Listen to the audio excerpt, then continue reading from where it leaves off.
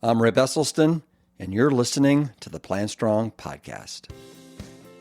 I can't think of a better way to close out National Heart Health Month than with a man whose legacy and body of work has influenced me over the years and saved countless lives. Today, my father, Dr. Caldwell B. Esselstyn, or who I affectionately call Essie, is back for his 6th appearance on the PLANTSTRONG podcast, and he's going to share with us the many ways that he has shown reversal of heart disease through the power of a whole food, plant-based diet. We'll have the heartwarming news right after this message from PLANTSTRONG. It's not too late if you'd like to join us for our upcoming retreat in magical Sedona, Arizona. It's April 6th to the 11th for a week of PLANTSTRONG buffets, epic hikes, morning yoga, and insightful talks from leaders in the plant-based movement. If you want more details, visit liveplantstrong.com and then join me for an incredible experience with the PLANTSTRONG team. More good news. For just a few more days, we have extended the PLANTSTRONG Meal Planner New Year promotion that's good for $20 off the annual membership with the code KALE20. That's KALE and then the numbers 20. With this promo, the annual membership is just $79, which comes out to just $1.52 a week. This small investment provides access to over 2,000 recipes, all kinds of tips for success, a course on stress-free meal planning, one-on-one coaching, along with the coaching program, and tools to support the PLANTSTRONG lifestyle. Visit liveplantstrong.com and then click on the meal planner and then use the code KALE20 to redeem this offer. I know that you've heard me say that I am literally standing on the shoulders of giants, and I am. For decades now, my father, along with the likes of Dr. Dean Ornish, Dr. John McDougall, Dr. Joel Furman, T. Colin Campbell, and Dr. Michael Clapper, amongst others, have been unwavering in their message that a whole food, plant-based diet can prevent and even reverse heart disease. And they haven't just been proclaiming this with zero data. Rigorous evidence-based research and clinical trials have shown this to be true, and that is why I'm proud to carry the legacy of my father's work. Today, I welcome Essie back for a casual conversation as he shares multiple patient stories and the many measures that he has shown in patients of cardiovascular disease reversal. If you want to follow along with visuals and graphics, I would highly encourage you to watch it via YouTube. I'll put that link in the show notes for you, and I'll also link up to a presentation on this very topic that he did live for us a few years back. I cannot think of a better way to close out Heart Health Month than knowing that there is hope. You can get that beautiful heart pumping, loud and proud, and the great news is it is never too late to start. Let's welcome Dr. Caldwell B. Esselstyn Jr. Essie, so wonderful to see you for your 1, 2, 3, 4, 5. You know, this is your 6th time on the PLANTSTRONG podcast. There you go. Yeah. And just when you think that you've said it all, we realize that you haven't. And so this month, February, is Heart Healthy Month. Yep. And we're celebrating all things heart healthy. We had your friend from Montefiore, Dr. Robert Osfeld, on the podcast. We had Dr. Columbus Batiste on the podcast. Great. We had Dr. Joel Kahn. Sure. And to kind of round things up and kind of bring it home, we've got the man himself, Dr. Caldwell B. Esselstyn Jr. So thank you for joining us. So you and I today And Ann, make a peek because I want to wish you both happy Valentine's Day, right? I mean, It's from here. Ann, just make a blaze. Come by so everybody can just see your streaking face. We can't see you. I kept my mind. Hi, Ann. Hi. And I love that blue. Oh, thank you, Rip. I love it when you wear blue too. I know. I'm wearing gray. So, Essie, what I would love to do today, and for those that are not aware, let me just kind of give a little summary of your current position at the Cleveland Clinic, where you've been since, 1960? You've been at the Cleveland Clinic in some form, right? 61. 1961. Yeah, I exaggerated. Years, yeah. So you're currently the director of the Cardiovascular Disease Prevention and Reversal Program at the Cleveland Clinic Wellness Institute. Would you agree with all that? Actually, recently they changed the title of to the Center of Prevention and Wellness. Okay, Center of Prevention and Wellness. I guess that'll work. Yeah. And so what I want to do is I'd love for us today to focus in on the 10 ways over the course since you've been doing this since 1984, doing this research to show that heart disease is not only preventable, but it's also reversible. Let's talk about the 10 ways that you've been able to document that coronary artery disease is, in fact, preventable and reversible. Does that sound good to you? Yeah, let's do it. You have to help me out if I forget one. Okay. Well, you got it. Unfortunately, I don't have the list of 10 in front of me, but I have some of them that I can remember. No, I have 9. I'm sure we'll make it all right. Oh, okay. I'd like to start first of all with saying that I think a thing that's so profound about knowing cardiovascular disease is to realize that everybody on the planet Earth who has cardiovascular disease at one time had no disease. Would you agree? Absolutely. In other words, what we really have to examine is what do people do to themselves from a position of having absolutely wonderfully clean arteries to have them begin to silt up, fill up with blockages and plaque.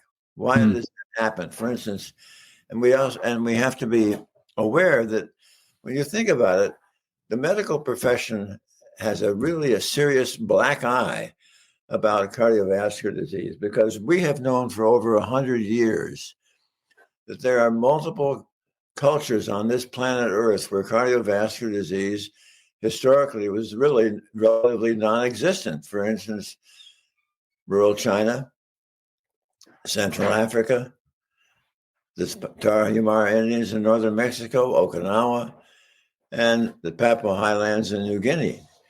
No heart disease. Why? They thrive on whole foods, plant-based nutrition. But where the black eye occurs, think about it. The American Heart Association was formed in 1924, okay? Now, that means that's quite a few years. As a matter of fact, that's 100 years that they've been watching all these other societies without any heart disease. And what we've ended up, sadly, in Western civilization, New Zealand, Australia, right? And the United States and Europe, South Africa, we don't treat the causation of the disease. That's the black eye. What do? We use drugs, we use stents, we use bypasses, not one of which has one single solitary thing whatsoever to do with the causation of the disease. Isn't that interesting? Yeah. Well, so it sounds like a bit of a, would you call it a charade? What would you call it? Is it just kind of misguided emphasis on what to do? There's a combination of things. One is that cardiovascular participants or physicians in medical school have no nutrition, and they have none really of substance in their postgraduate training. So and they really never made it a science in their instruction about these nations where the disease is non-existent. Mm. There's another wrinkle that sadly has entered this, and I have always hated to mention it, but I think in reality we have to, and that is, what do you suppose you would get in the way of remuneration if you talk to a patient about Brussels sprouts and broccoli compared to the remuneration there would be if you did a quadruple bypass or stents or spent a time on drugs? So there is a financial conflict in methods of therapy, because what I've been doing for years is that many of the patients that come to see me are those who have previously been told that they have to have a stent or a bypass, and truly they don't have to have it, but the person who has been counseling them has no awareness or no training in this. Mm-hmm. Mm-hmm. Well, and to your understanding, what is a stent? The average stent run these days is about 50 to 75,000. Oh, I'm sure. And then an open heart bypass is probably what, 125K? Well, more than that, I would think. Okay. Yeah. Okay. As opposed to Brussels sprouts and steel cut oats, it'll run you, a couple bucks. Okay. So anything else that you want to say before you dive into the 9 or 10 ways that you've been shown to reverse heart disease? No, I think that's really I want to be sure that people understand that there are a number of physicians who are aware of our program of arrest and reversal of disease. And sometimes I'll get a call from one of them saying, Dr. Esselstyn, I believe in the science that you've recorded, but I just am not able to get my patients to do that. And I said, well, then I will ask them usually, well, can you tell me how much time do you spend with these patients?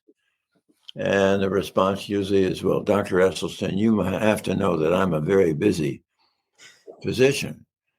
And if I can give these patients 10 minutes, that's about it. Well, if you're going to, and there is a rather profound lifestyle change that occurs when you're asking patients to commit to whole food, plant-based nutrition and give up consuming animal foods. And if you're going to have a patient make a significant lifestyle change, you've got to show a patient respect. The only way that I know to really give a patient respect is to give more time.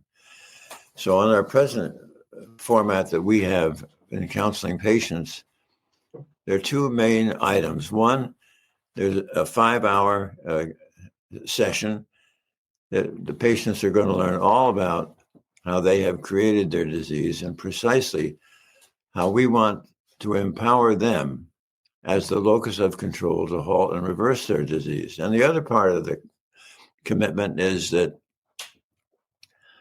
I'm afraid I have to say I'm a little bit old-fashioned, and that every patient who comes to our seminar, my secretary will give me their phone numbers so that 2 weeks before they come, I'm able to call them and have an opportunity to get my arms around their story, and at the same time permit them to ask questions of me, so that coming to the seminar, we have a strong platform from which we can all move forward. And that's why in our first study in our first review of this approach, which was published in the Journal of Family Practice in 2014, with some 198 patients, was interesting that close to 90% were committed to our program in its follow-up. And of those who were committed, none of them in that follow-up period had either a heart attack, stroke, or death. So meaning when you say committed, meaning they were adherent to the tenets of the program. That's correct. Right. Right. Yeah, that's phenomenal results. And to have 90%, 10% recidivism, 90% compliance is kind of unheard of. The reason reason that happens is that the reason my program succeeds where others may fail, nobody else is as mean as I am. Yeah. And I mean attention to detail. Yeah. Yeah. Yeah. All right. Well, let's dive in. Let's dive into the 10 ways that you've been able to show the reversal of heart disease. What do you want to start with? The big mothership, the coronary angiogram? Why not? All right. So what have you been able to do with the coronary angiogram? The angiogram is as a follow-up is really rather challenging. And I will let me just at the very outset say that I do not like to ever think about using an angiogram as a follow-up to show reversal of disease, because people can die getting an angiogram. When you thread that catheter up into an artery to the heart, and especially if you're doing a stent or something, because the heart was never designed to accept these catheters in, especially into the vessel. And then patients can develop really a fatal arrhythmia. And I'm aware of patients, when we were first starting our study back in 85, I was aware of patients who had died. And so as a follow-up to how they're doing after they've been on the program, there have been some angiograms that have been done where it has been insisted by the patient, or in our very first group, there were expert cardiologists who had sent me these patients, and they were as insistent as were the original patients in saying that they wanted to know what was happening. So, and that group did fine. There was nobody got seriously ill, and gave us the information that we wanted. But subsequent to that, I've now treated. At last count, it was a little over 1,800 patients this way. And my preferred way of follow-up is, as I said, not an angiogram, but it can be a echo stress test, which has no radiation and has no contrast that might injure the kidney. So a echo stress test is my preferred method, especially when you see that usually within 10 or 12 months after starting it, if it was abnormal at the start, it'll now be markedly improved or back to normal. But I want to come back to an angiogram for a minute, because there are some people who have been skeptical when I published the original works showing the angiograms. I should say that every one of the angiograms from that original group was reviewed in the Cleveland Clinic Angiography Core Laboratory in triplicate by senior technicians that do this all the time for national medical studies. So there was absolutely rock solid accuracy in the way they did this. And for people that don't know what an angiogram is, will you explain how it's kind of like an X-ray of the disease? Nowadays, originally a catheter was introduced through the groin up into the aorta, and then up into the right and left artery of the heart, and then contrast was injected, and then an X-ray was taken, and you could see whether there were blockages of significance in the vessel. How many times would you say you have been able to show reversal through before and after angiograms? On multiple occasions, yeah. There are at least 5 or 6 that we've got, and it's really quite spectacular. Some people will often say, "How long does it take to have that happen?" Well, I can give you evidence that it varies between 1 or 2 or 3 years to get it all the way. Some plaques that are made up of fibrosis and scar and calcification Yeah.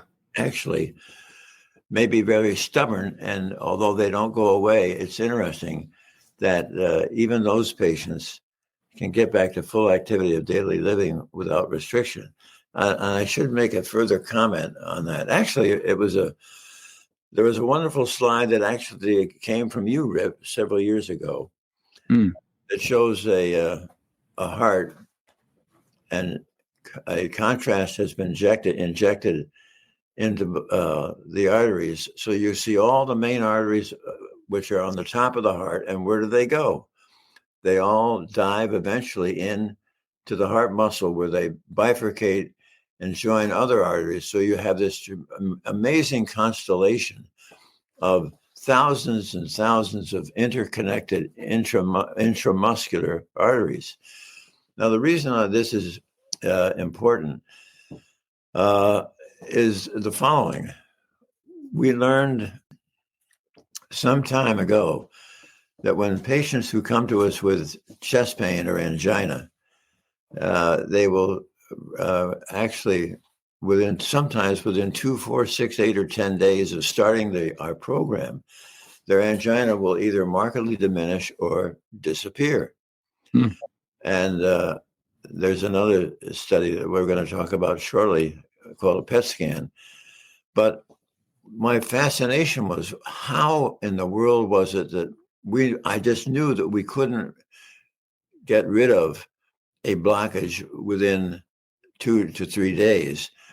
So I called down to Rodriguez, who actually is the chairman of cardiovascular pathology at the Cleveland Clinic. He looks at the heart of 200 patients who come through autopsy, and I asked him, how often do you ever see a plaque or blockage? The thing that was fascinating, when Rodriguez said that there never had any plaque then I had the answer as to why they were getting better within 2, 4, or 6 days. Why is that? Because when we first see these patients, they are absolutely, their endothelial cells are so injured, they are barely making any nitric oxide, which is the great dilator of the blood of the arteries to the heart. And at the same time, when we first see these patients, they're so sick, their endothelial cells, which normally make this wonderful vessel dilator, they are now your enemy. They're making 2 molecules of endothelin and thromboxane, which are vasoconstrictors.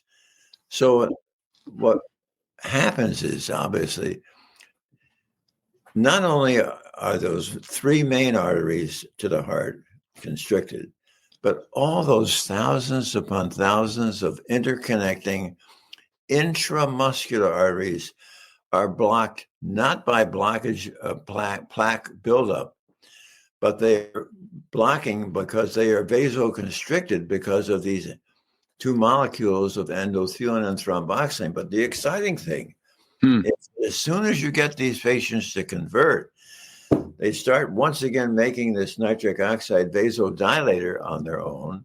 And at the same time, they stop making the vasoconstrictor. What does that translate to? That means that within 2, 4, or 6 days, all those thousands upon thousands of intramuscular arteries that are sort of clamped down and narrowed open up. You recall in Poiseuille's law of flow through the hollow viscous is related to the 4th power of the radius. Translation, tiny increase in diameter, a huge increase in blood flow. Yeah. All right. Fantastic. So you want to move on? So that's the angiogram. Yep. What do you want to move on to the stress test or the PET rubidium scan? What do you want to talk about? Well, let's take the stress test. That's often a key for the cardiologist when he's first beginning to evaluate a patient where it's kind of iffy whether he should really go ahead and get a lot of cardiology tests or not. But it's a stress echo stress test is safe, easily performed. And it also can pick up or help pick up if so you don't have to do an angiogram or something more extensive. It can pick up whether or not the heart is actually suffering from a deprivation of its normal supply of oxygen and blood and nutrients. Because what happens on a stress test, you're looking at the heart beating, and you're just looking at how well the wall is constricting. And if somebody has a deprivation of blood flow to a portion of the heart, you will see that at rest, it seems to be doing just fine. Mm-hmm. But then you put the patient under a little stress echo, and at stress, because of the narrowing of blood vessels, there is insufficient blood supply, so that muscle cannot constrict as it normally should, or as it did when the patient was at rest. And so you can then identify heart segments that are being poorly deprived with blood, and then it may indicate that you should do some further testing to clarify just how significant is the blockage. That's the stress test. And stress echo. Yeah, you're right. And you've had great success with that.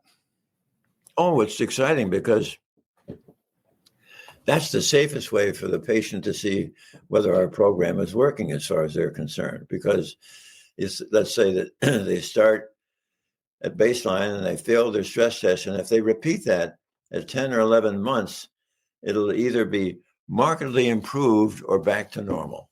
And so you mentioned, like with the coronary angiogram, that's usually 1, 2, 3 years. It's all dependent. I remember seeing one of a patient from Florida where after 6 months, there was a reduction from about 100% to 80% blockage.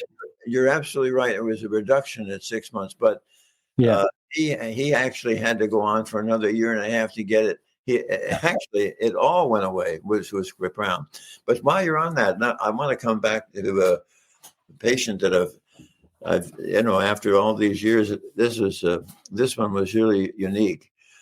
From Seattle, this is a gentleman who in September.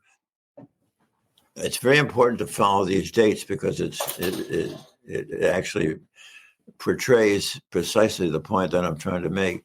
So in September of 2023, he began to get discomfort in his abdomen when he was eating. And it wasn't much. And he kind of put up with it and thought it was just he had gas or something. And now in December, though, of 2023, it began to get severe enough that he made some changes in his diet. Well, that didn't seem to work. So it was still in December of 2023, on the 26th, just after Christmas, he had some further changes in his diet. And then suddenly now we went to 2024 in January, about a week or two later, he made some changes and he gave me a call. And he gave me a call because in that first week of January, he had imaging done of his vessels in his abdomen and his superior mesenteric artery, which supplies all the blood supply to your small intestine. His superior mesenteric artery had a 75%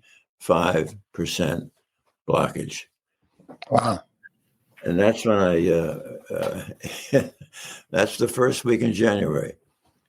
2.5, 3 weeks later, he noticed that his pain was not only improved, but the pain was gone. So, believe it or not, now this is after his first imaging that was done in early January. Now, the first week in February, this is 4 weeks after being on treatment, he had another imaging, and the area, and the same radiologist, when they imaged the blockage in the superior mesenteric artery, had completely 100% gone. 4 weeks. That seems hard to believe. What do you attribute that to? Well, and no, but I want to stay on that a little because I don't think I ever would have believed that until it just had worked out that way. So think about it. In that sort of situation, when the plaque or the blockage is made up of inflammation, fat, and cholesterol, there's nothing there that's rock solid. So it's the cellular constituents of that blockage are really prone to reversal when the patients do it as accurately as this patient did from Seattle. And so when the tides are right, when the plaque is made up of inflammation, fat, and cholesterol, and the patients really commit, it's really quite exciting. So actually, we have a range of reversal, sometimes as soon as 3 weeks. Other times it may take 3.5 years. Right. Wow. Well, so speaking of 3.5 weeks, I've seen your PET rubidium scans, which is the third way that I think you've documented reversal. That's with right. Just as little as 2 weeks, where you have documented amazing increased blood flow to the heart. Yeah, that goes back to what we talked about early. Remember, when you change that way, back comes the nitric oxide back, and you get rid of the endothelin and thromboxane, which are the vasoconstrictors. And that's why you see this wonderful change in the PET scan within a few weeks. Yeah. Mm-hmm. Yeah, I mean, I've seen your PET rubidium scans, and you have photos of them in your book, Prevent and Reverse Heart Disease. Right. But you've got many of these before and afters, and it is alarming the amount of increased blood flow that happens literally in just 2 weeks. And I think you do a combination of low dose statin, and then of course the whole food plant-based diet. Is that correct?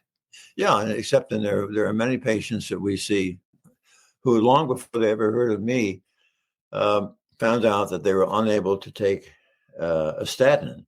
Either there was just severe muscle pain, or was injuring their liver, or gave them diabetes or brain fog.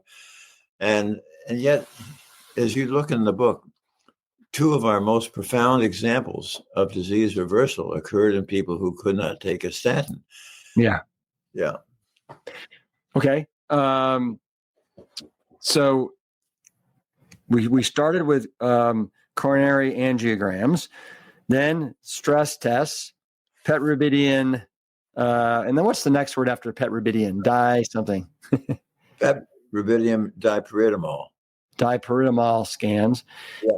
And then I know I've heard you talk a bunch about the carotid ultrasound. Yeah, that's really something that an alert physician, every time they find something wrong with the heart, they'll be sure to put their stethoscope over the neck to see if they hear a bruit.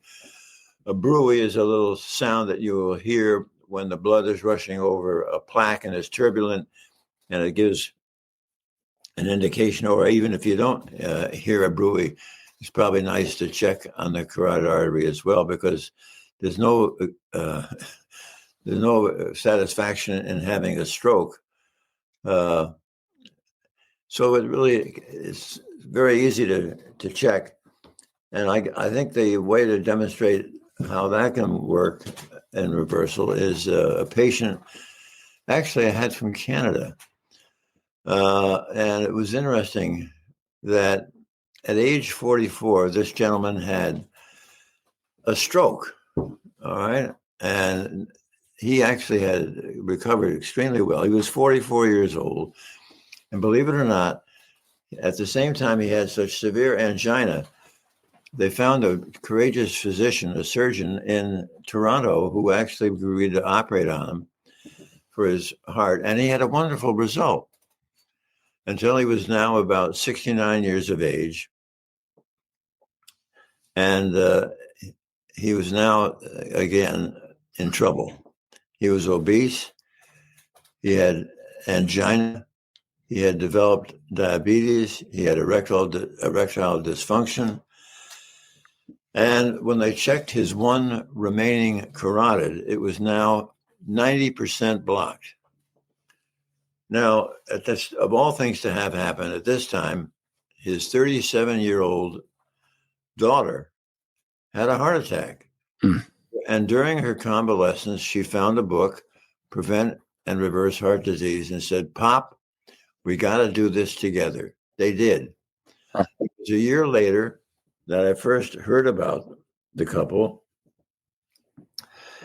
And at this time, he said, Dr. Esselstyn, I wrote you this letter because I wanted to thank you for writing the book. Since my daughter and I have started the program, I have lost 40 pounds. All my angina has gone away. My diabetes has gone away. My erectile dysfunction has gone away. And my one remaining carotid artery, which was 90% blocked when I started this program, it is now 67% blocked. That was really kind of a provocative, exciting story. Yeah. Now, the next one we wanted to look at is pulse. Before you go to pulse volume, can I just ask you on the carotid artery ultrasounds? So what kind of so that was a 90 to 67% reduction in a year. Yeah. Have you heard about greater reductions? Oh yeah, we've had some patients where it's just simply gone. It's gone away. And what are we talking again? 6 months to a year to 2 years on the carotid? The one I can recall right now is a year. Yeah. Mm-hmm. And do those arteries have a tendency? Can they fill up with the calcium as well? Yes. Yeah. Okay. All right. Great. So next thing you said you wanted to visit was pulse volume. What's that? Well, that's interesting. I'm going to take a patient example.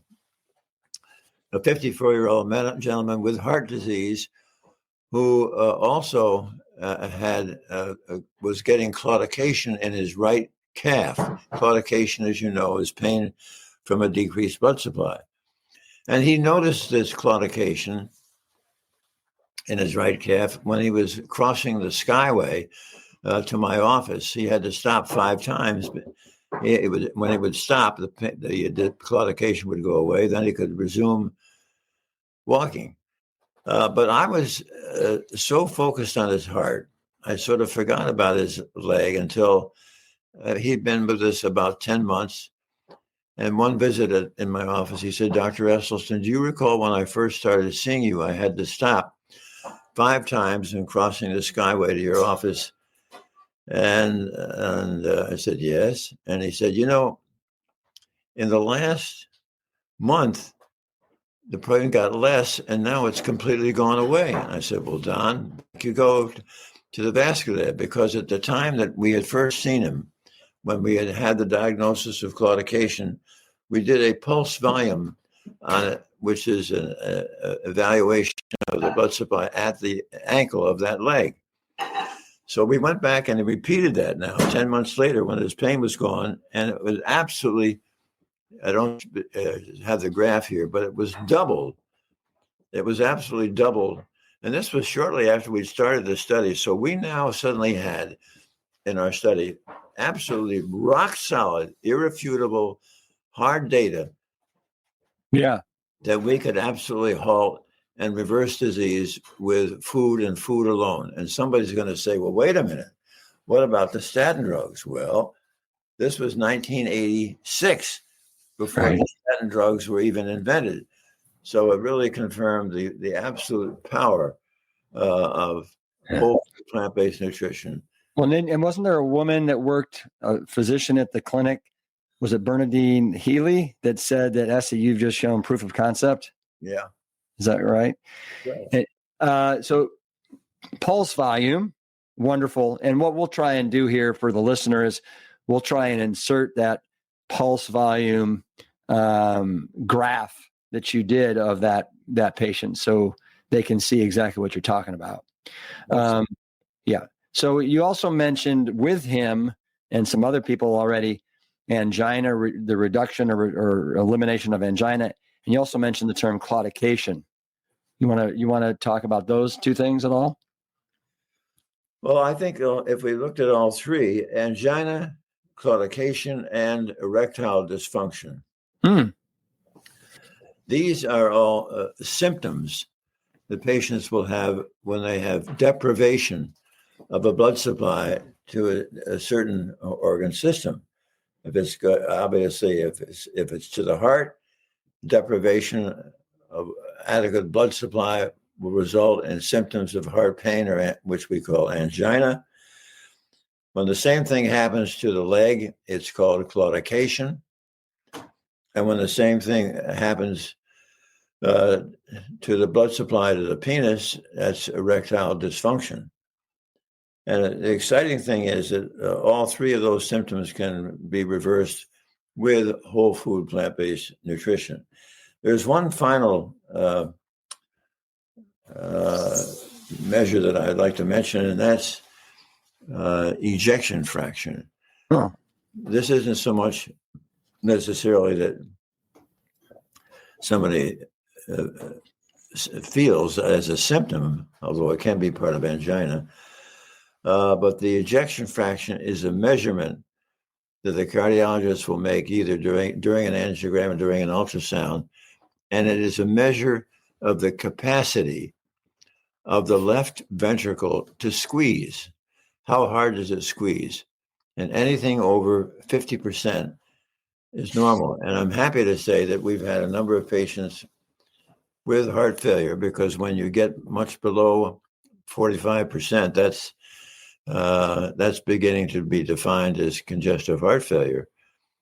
But some of those actually can be restored to normal when you can restore enough of the blood supply so the heart begins to begin squeezing as it should.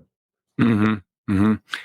No, that's super exciting. I think I've told you about the story of a gentleman who came to me. I referred him to you. He was a coffee owner in Costa Rica, and he weighed 420 pounds. And after following your program to the letter and probably doing 8 to 10, eating 8 to 10 servings of green leafies every single day, his ejection fraction went back to 100%. I think it was at 10% at one point, and he and his cardiologist were talking about a potential heart transplant, and he was down now 250 pounds, and just it's miraculous what he was able to do, just with the power of food. So that's really the 9 then, right? And just for a quick kind of review, tell me if I missed anything. So coronary angiogram, stress test, PET rubidium scan, carotid ultrasound, pulse volume, angina, claudication, erectile dysfunction, and then you just said the last one, ejection fraction. Yep. And then, it's funny. So I had Dr. Robert Osfeld on the first week of February on the podcast, and he refers to the standard American diet as the erectile dysfunction starter kit. That's excellent. Yeah. And so, from your vantage point, what is it? Let's just talk about, ED, because I know you say that you've had lots of patients that have had erectile dysfunction and have turned that around. Oh yeah. No question. And then they're wondering if they should be writing you another check. Right. Well, the thing that I think probably Dr. Robert Osfeld emphasizes this as well, that when you think about it, since the penile artery is so much smaller than the coronary artery, that not infrequently, long before the patient will have a manifestation of heart disease, they may experience erectile dysfunction. It's sort of like the canary in the coal, because once you have erectile dysfunction, that's the first tip off that you're beginning to acquire a significant heart disease, enough to give you these symptoms. And it won't be much longer down the line. Then as those symptoms increase, it'll begin to be enough to block off the arteries to the heart. So it's key to, as a risk factor, almost, if somebody comes and is complaining of erectile dysfunction, you want to be sure to check out their heart. You know, what's interesting too is that in the male anatomy, and I remember when I was doing my research for one of my books, and I wrote about this, but the area of the male anatomy that has more endothelial cells per square inch than any other part is the penis. Right. So, not surprising that can rebound in pretty short order when you're eating right. Let me ask you this before we have to go. In your opinion, is it ever too late to bring the endothelial cells back to life? Have you ever so trashed them sufficiently that you can't do that? No, I think let me use another patient example. The oldest patient that I ever had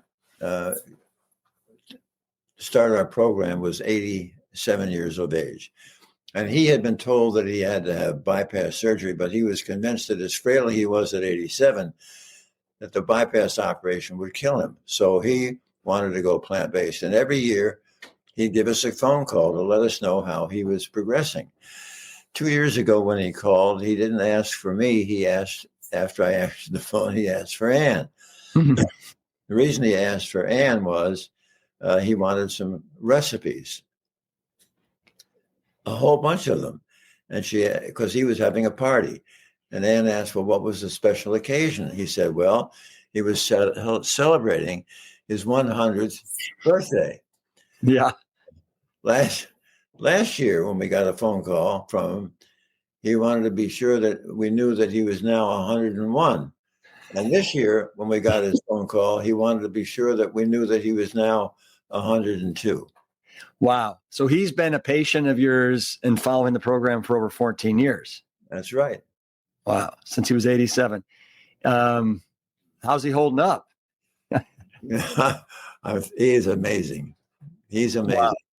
And he actually had full-blown heart disease to the point to where they wanted to do bypass surgery.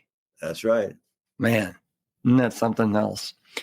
Let me ask you one more question before we got to go, and that is, explain to the audience, I think it bears repeating, why you're such a stickler with no added oils. Well, what we're trying to do with patients who have coronary artery disease, think of it as the following.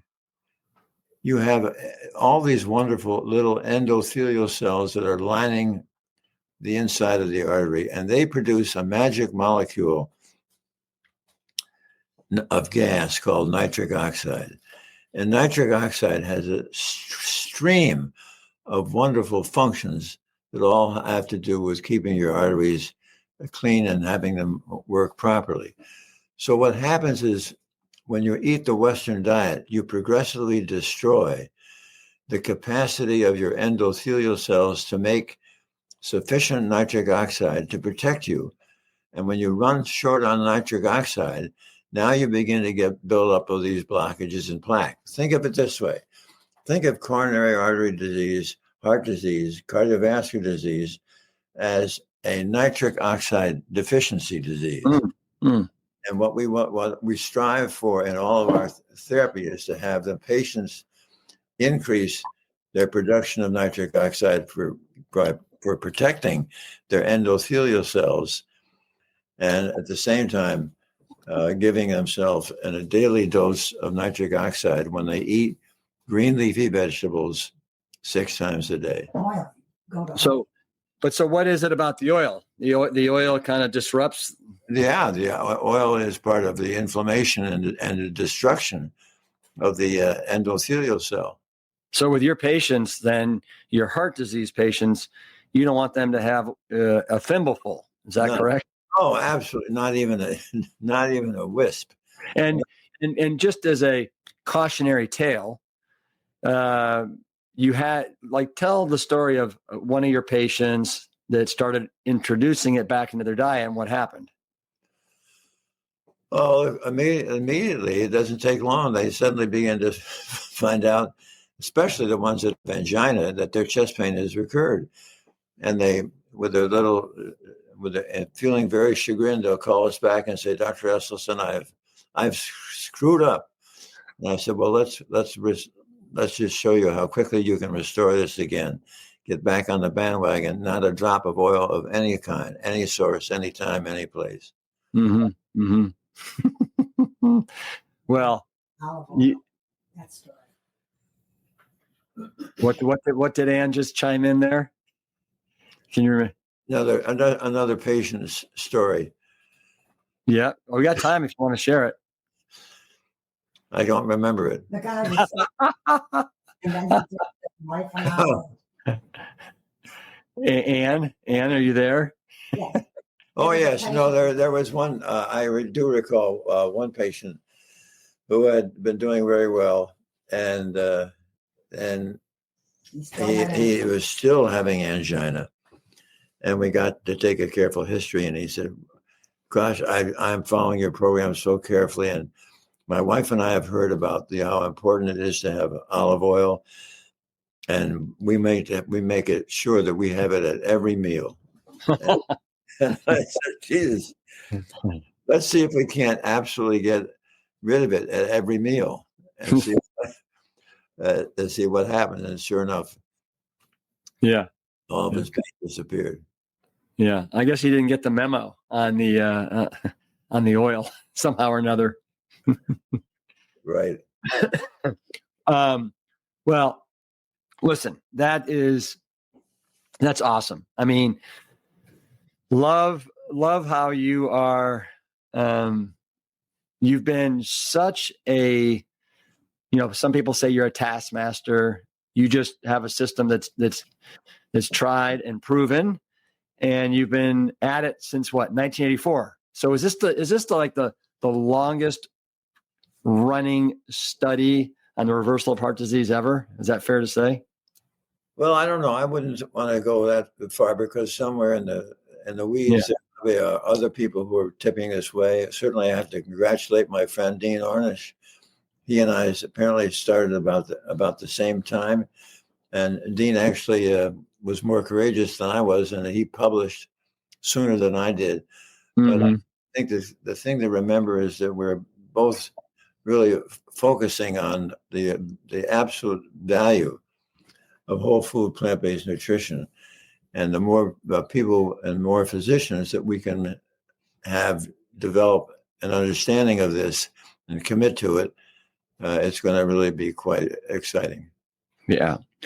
And can you come back for goodbye here? Yeah. Hi. Bye. Ann, I can see your right eye. It's so fantastic to see you guys. Thanks for coming back on the PLANTSTRONG podcast, Essie. You both, I wish you happy Valentine's. I hope you'll be my Valentine. Oh. And I'll call you later tonight, all right? Let's do it. Wrap. Love Bye. you. Happy birthday, too. Yeah, hey, give me a PLANTSTRONG virtual fist bump on the way out. Ready? Let's do it. Boom. PLANTSTRONG. Thank you, Essie, for your tireless efforts to share this research. As I mentioned in the intro, I'll have a couple of links in the show notes if any of you want to watch the presentation via YouTube, which features all kinds of great graphical representations of the items that he discussed today. And I'd be remiss if I didn't give a huge plug for his groundbreaking book, Prevent and Reverse Heart Disease, the revolutionary, scientifically proven, nutrition-based cure, along with the Prevent and Reverse Heart Disease cookbook that was written by my mother, Ann Esselstyn, and my sister, Jane Esselstyn.